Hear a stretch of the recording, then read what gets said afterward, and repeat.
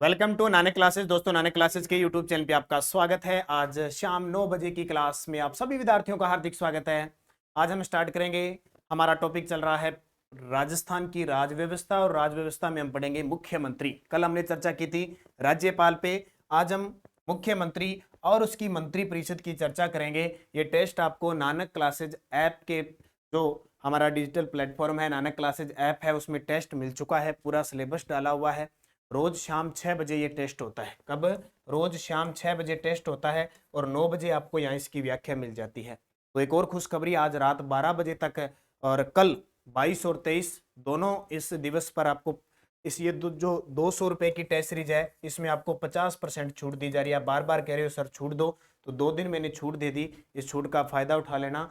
पूरे साल इसमें राजस्थान जीके मिलेगा। जैसे हमने पहले ज्योग्राफी पढ़ी, हिस्ट्री पढ़ी, कला संस्कृति पढ़ी, राजनीति, अब दोबारा फिर इन चीज़ों को पढ़ेंगे। एक साल तक आपको इसमें टेस्ट मिलता रहेगा रोज शाम 6 बजे। ठीक है, तो आप इसको ज्वाइन कर लें सारे विद्यार्थी, और इसकी यहाँ व्याख्या आप लगातार रोज देखते रहें, ताकि आप राजस्थान जीके में अपनी पकड़ मजबूत करें और आने वाले हर एक एग्जाम में आप ये क्वेश्चन सही कर पाए। तो आज की क्लास हमारी रहेगी राजस्थान के मुख्यमंत्री। वर्तमान राजस्थान के मुख्यमंत्री कौन है? अशोक गहलोत। सबसे पहला प्रश्न, मुख्यमंत्री की नियुक्ति भारत के संविधान के किस अनुच्छेद के अंतर्गत होती है? बड़ा ही शानदार प्रश्न है। दो अनुच्छेद याद रखना, अनुच्छेद 163 और अनुच्छेद 164। अनुच्छेद 163 क्या है कि राज्यपाल को विधिक सहायता देने के लिए एक मुख्यमंत्री होगा। कौन होगा? एक मुख्यमंत्री। शब्द आ जाए कि राजस्थान में मुख्यमंत्री पद का प्रावधान किस अनुच्छेद में है? 163 में। कि राज्यपाल को विधिक सहायता देने के लिए एक मुख्यमंत्री व उसकी मंत्री परिषद होगी। जबकि संविधान का अनुच्छेद 164 ये कहता है कि उस मुख्यमंत्री और उस मंत्री परिषद की नियुक्ति है वो राज्यपाल करेगा। उसकी नियुक्ति कौन करेगा? राज्यपाल करेगा। तो यहाँ से प्रश्न बड़े सिंपल आते हैं, लेकिन थोड़ी सी गौर करने वाली बात है, समझने वाली बात है कि हम इसको क्या समझते हैं। अनुच्छेद 163 ये कहता है कि राज्यपाल को विधिक सहायता व सहयोग के लिए एक मंत्री परिषद होगी, जिसका प्रमुख मुख्यमंत्री होगा। ये बात आ गई जब आपसे पूछे मुख्यमंत्री की बात करें तो 163। जब आपसे बात करें कि मुख्यमंत्री, आपसे कहे कि मुख्यमंत्री की नियुक्ति राज्यपाल करता है, इसका प्रावधान कहां पे? अनुच्छेद 164 में। दोनों अनुच्छेद आपको अच्छे तरीके से याद रखने हैं। तो इसका उत्तर क्या हो जाएगा? अनुच्छेद 164। अब पूरी थोड़ी सी मैं डिटेल बता देता हूं। अनुच्छेद 164 1 2 3 4 5 में क्या है देखो। अनुच्छेद 164 एक क्या कहता है कि मुख्यमंत्री की नियुक्ति राज्यपाल करता है। देखो, मुख्यमंत्री की नियुक्ति राज्यपाल करता है, हटाने का अधिकार राज्यपाल को, और मुख्यमंत्री को शपथ भी कौन दिलाता है? राज्यपाल दिलाता है। तीसरा, एक और देखो, अनुच्छेद 164 कै, ये नोट करना, अनुच्छेद 164 कै, क्योंकि आरपीएससी जब भी प्रश्न पूछेगी तो थोड़ा गहराई से लेकर प्रश्न जरूर पूछेगी। अनुच्छेद 164 कै क्या कहता है कि मंत्री परिषद का आकार निर्धारित कर दिया। 91वां संविधान संशोधन 2003 ये कहता है, 91वां संविधान संशोधन 2003 के तहत ये कहता है कि आपकी जो विधानसभा सीटें हैं, आपके पास जो विधानसभा सीटें हैं, जैसे अपने राजस्थान में सीटें कितनी हैं? 200। उस विधानसभा सीट के 15% से अधिक मंत्री नहीं हो सकते। तो अपनी राजस्थान के अंदर 200 सीटें हैं, उसका 15% अगर आप करोगे तो कितना आ जाएगा? अगर आप 15% करते हो तो इसका आ जाएगा 30 मंत्री। यानी अपने राजस्थान के अंदर 29 मंत्री और एक मुख्यमंत्री होना चाहिए। 30 से ज्यादा आप मंत्री नहीं बना सकते। अनुच्छेद 164(2) क्या कहता है कि मंत्री परिषद सामूहिक रूप से विधानसभा के प्रति उत्तरदायी होते हैं। तो याद रखना, मंत्री परिषद व्यक्तिगत रूप से राज्यपाल के प्रति, जबकि सामूहिक रूप से किसके प्रति उत्तरदायी होती है? विधानसभा के। क्योंकि मुख्यमंत्री और मंत्री परिषद तब भी बनती है जब विधानसभा में बहुमत, अपने कहते हैं ना, बहुमत दल का नेता मुख्यमंत्री बनेगा, वो चीज। अनुच्छेद 164(3) क्या कहता है? देखो, 1 2 3, 3 क्या कहता है कि मुख्यमंत्री और मंत्रियों को शपथ कौन दिलाएगा? राज्यपाल। देखो, मंत्रियों को शपथ राज्यपाल दिलाता है, जबकि मंत्रियों में विभागों का जो बंटवारा करता है ना, वो मुख्यमंत्री करता है। 2 पॉइंट है। अनुच्छेद 164(4) क्या कहता है कि मुख्यमंत्री व मंत्रियों की योग्यता दर्शाई जाती है। जैसे हम पढ़ते हैं ना कि विधानसभा की योग्यता क्या है? भारत का नागरिक और 25 वर्ष की आयु पूर्ण कर चुका हो। तो मुख्यमंत्री और मंत्रियों की भी वही होती है, क्योंकि विधानसभा के प्रति उत्तरदायी होते हैं वो सामूहिक रूप से। एक और देखना, अनुच्छेद 164(5) मुख्यमंत्री के वेतन व भत्तों का निर्धारण राज्य विधानमंडल द्वारा होता है। और वर्तमान में मुख्यमंत्री को वेतन मिलता है 75,000 रुपये प्रति माह। एक होती है राज्य की संचित निधि, एक होती है आकस्मिक निधि। संचित निधि पर विधानमंडल का अधिकार होता है, जबकि आकस्मिक निधि पर राज्यपाल का अधिकार होता है। तो संचित निधि से ये दिए जाते हैं 75,000 रुपये प्रति माह मुख्यमंत्री का वेतन है। 164(5) ये कहता है कि मुख्यमंत्री के वेतन व भत्तों का निर्धारण राज्य विधानमंडल के द्वारा किया जाता है। तो मेरे हिसाब से आपको अनुच्छेद 164 पूरा समझ में आ गया होगा। अगला प्रश्न, राज्य मंत्री परिषद सामूहिक रूप से किसके प्रति उत्तरदायी है? बहुत ही सिंपल सा प्रश्न, बताने की जरूरत ही नहीं पड़नी चाहिए। उत्तर आ जाएगा लोकसभा के प्रति। अगर आपसे पूछे राज्यपाल, तो राज्यपाल जब होता है तो मंत्रिपरिषद वो व्यक्तिगत रूप से उत्तरदायी होती है। भारत के संविधान के किस अनुच्छेद के तहत राज्य में राज्यपाल द्वारा मंत्री को पद व गोपनीयता की शपथ दिलाई? देखो, पहली अनुसूची में आता है कि भारत राज्यों का संघ, दूसरी में आते हैं उनके स्थान, और तीसरी अनुसूची में क्या आती है? तीसरी सूची में आती है उनको शपथ, पद व गोपनीयता की शपथ दिलाई जाती है। और चौथी देखो, दूसरी में तो है वेतन भत्ते सभी के, राष्ट्रपति उपराष्ट्रपति इनके राष्ट्रपति के नहीं होते, राज्यसभा प्रधानमंत्री राष्ट्रपति सबके। पहली अनुसूची में राज्यों का, राज्य व केंद्र शासित प्रदेश का उल्लेख है।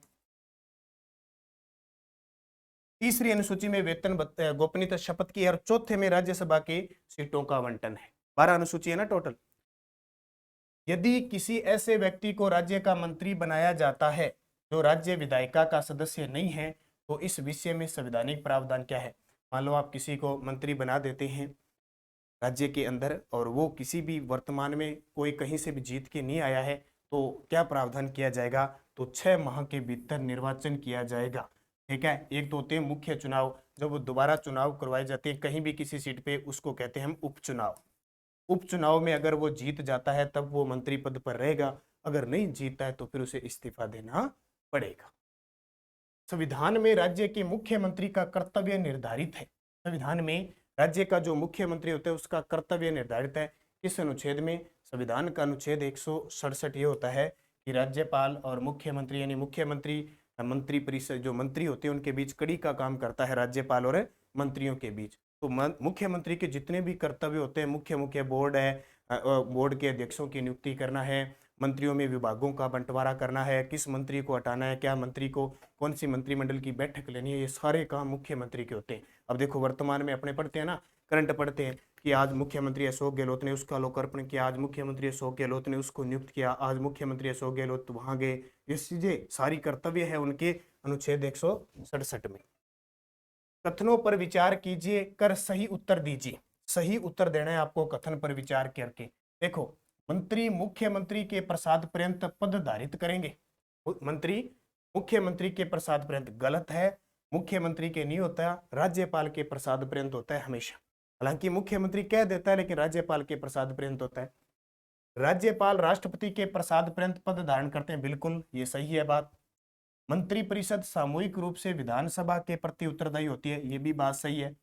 मुख्यमंत्री की पदावधि विधानसभा के कार्यकाल की समवर्ती होती है, ये गलत है। मुख्यमंत्री का कार्यकाल सामान्यतः 5 वर्ष होता है, लेकिन जरूरी नहीं है कि 5 साल विधानसभा रहे, या रहे तो मुख्यमंत्री 5 साल रहे, जरूरी नहीं है। एक विधानसभा में 4-5 मुख्यमंत्री भी आ सकते हैं, उनका कार्यकाल भी निर्धारित किया जा सकता है, इस्तीफा भी दिया जा सकता है। उसी विधानसभा के अंदर दूसरी विपक्ष के हैं वो भी मुख्यमंत्री बन सकते हैं। तो सही बताना है तो 2 और 3 इसका उत्तर होगा। राजस्थान के मंत्रिपरिषद में मुख्यमंत्री सहित अधिक से अधिक कितने सदस्य गण होंगे? बड़ा ही आसान है। देखो, राज व्यवस्था को, जो राजनीति होती है उसको समझना बहुत एक बारीकी सी चीज होती है। अगर आप प्रश्न पढ़ो, अब रट्टा नहीं लगाना है कोई चीज का, समझना है। जब भी आप पॉलिटिकल पढ़ो छोटी छोटी बातों को समझा करो, क्या है क्या नहीं। फिर एक बार आपने पढ़ लिया, बार बार नहीं पढ़ोगे, भूलोगे नहीं। जैसे मैं आपको चीजें बता रहा हूँ उन पे गौर करना है, नहीं कि उनका रट्टा लगाना है सीधा। तो अभी मैंने बताया था कि संविधान का अनुच्छेद 164 क, ठीक है। अभी देखो यहाँ पे भी बता देता हूं मैं। 164 क मंत्रिपरिषद का आकार निर्धारित करता है, मंत्रिपरिषद का आकार निर्धारित करता है। तो मुख्यमंत्री सहित कितने सदस्य गण होंगे? 30, यानी 29 मंत्री होंगे और एक मुख्यमंत्री होगा। निम्नलिखित में से कौन दिसंबर 1992 में राष्ट्रपति शासन के समय राजस्थान के मुख्यमंत्री थे? जब राष्ट्रपति शासन लगा, 4 बार राष्ट्रपति शासन लगा था। कल मैंने राज्यपाल आपको पढ़ाया था, पहली बार लगा था 1967 में, जब मोहनलाल सुखाड़िया थे मुख्यमंत्री। दूसरी बार 1977 में लगा जब हरिदेव जोशी मुख्यमंत्री थे, तीसरी बार 1980 में लगा जब भैरव सिंह शेखावत मुख्यमंत्री थे, और चौथी बार 1992 में लगा तब भी भैरव सिंह मुख्यमंत्री थे।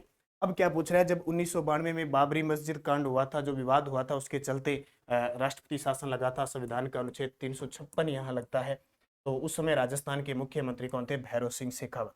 भैरव सिंह शेखावत जिन्हें बाबू शाह कहते हैं, 3 बार राजस्थान के मुख्यमंत्री बने थे। थोड़ी सी मैं डिटेल इनकी जरूर पढ़ूंगा, साथ साथ में ताज़ा टाइप करके आया हूं मैं, ताकि आपका टाइम जाया नहीं। भैरव सिंह शेखावत जी खाचरियावास सीकर इनका संबंध था। उपनाम इन्हें बाबू शाह के नाम से पुकारा जाता था।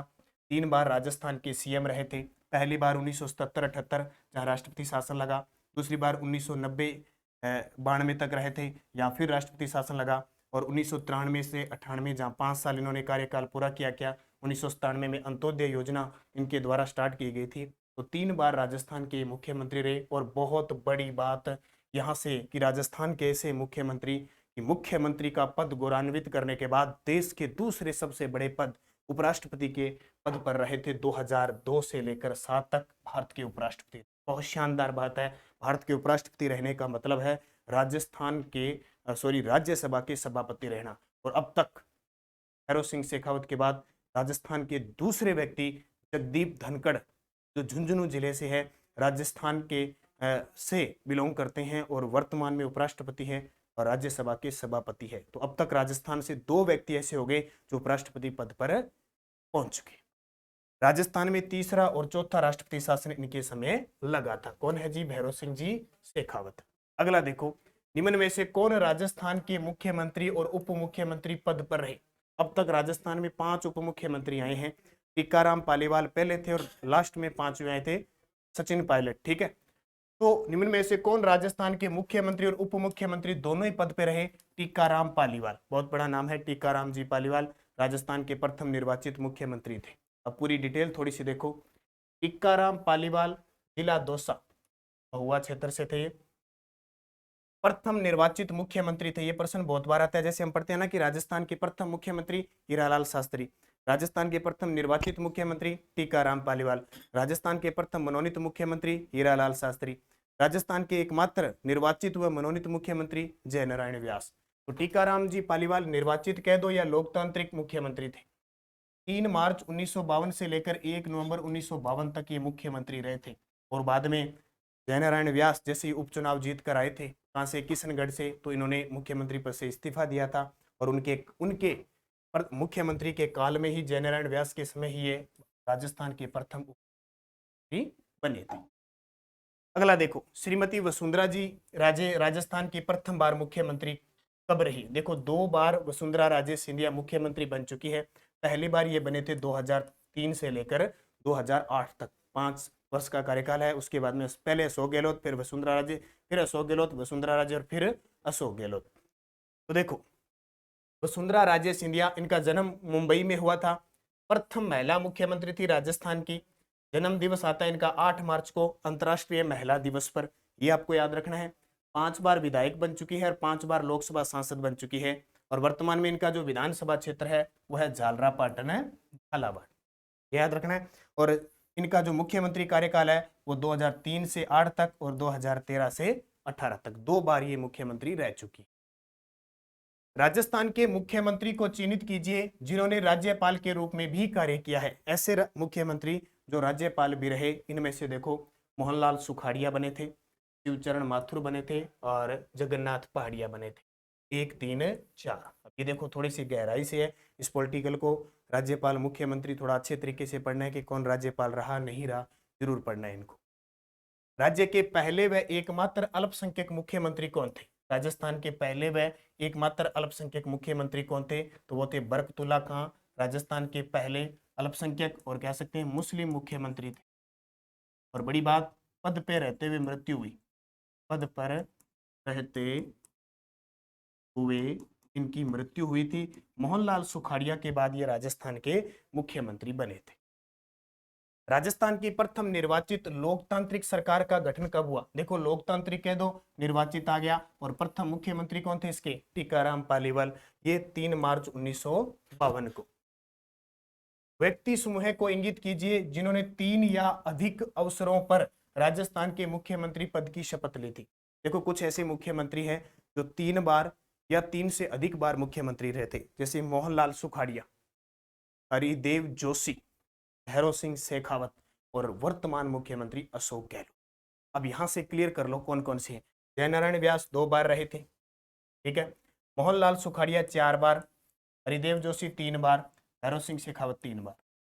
भैरव सिंह शेखावत 3 बार, शिवचरण माथुर 2 बार, हरिदेव जोशी 3 बार। ये गलत कट गया। मोहनलाल सुखाड़िया, हीरालाल शास्त्री, जयनारायण व्यास। उत्तर क्या आ जाएगा? मोहनलाल सुखाड़िया। मोहनलाल सुखाड़िया 4 बार रहे थे, आधुनिक राजस्थान का निर्माता कहते हैं।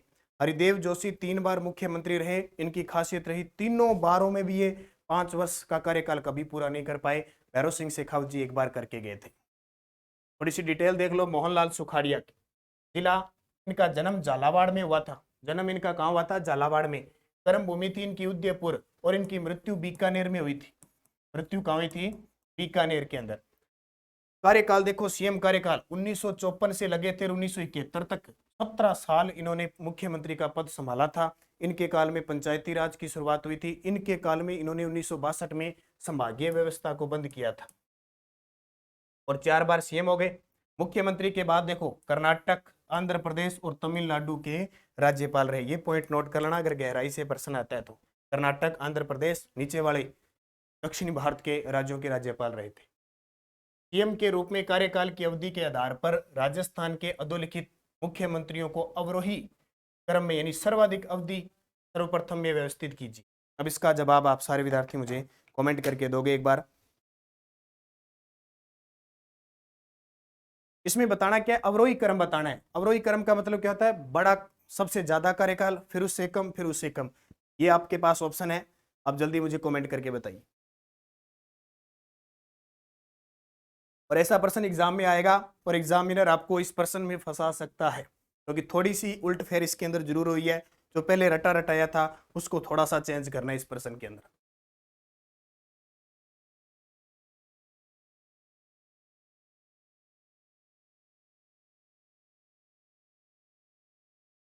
तो मैं बता देता हूं इसका उत्तर। सबसे ज्यादा 17 बार, यानी 17 साल तक मोहनलाल सुखाड़िया रहे थे, 4 बार।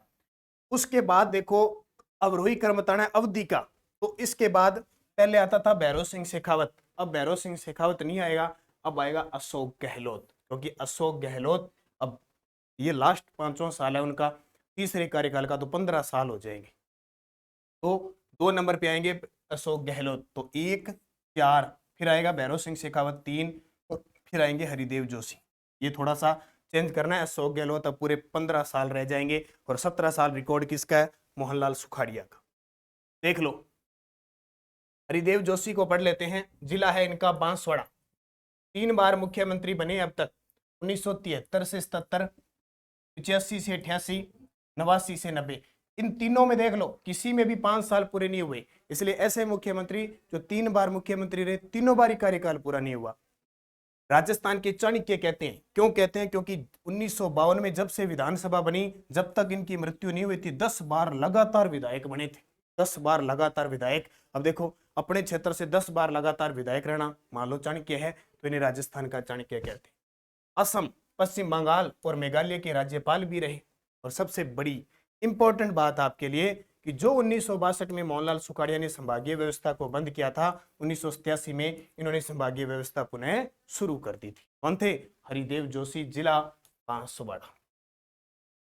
निम्नलिखित में से किस मुख्यमंत्री के त्याग पत्र देने के पश्चात बरकतुल्ला खां को राजस्थान का मुख्यमंत्री बनाया गया? तो 1971 में मुख्यमंत्री सुने